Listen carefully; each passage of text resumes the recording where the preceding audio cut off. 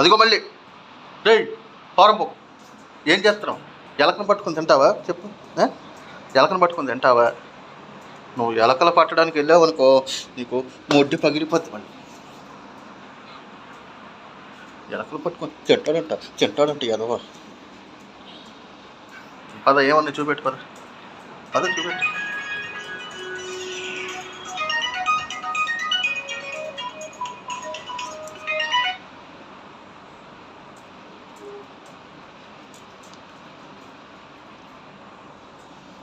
Hello,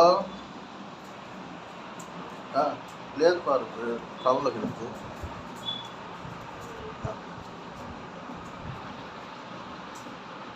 పద బాబు చూపెట్టు. నేను చూపెట్టు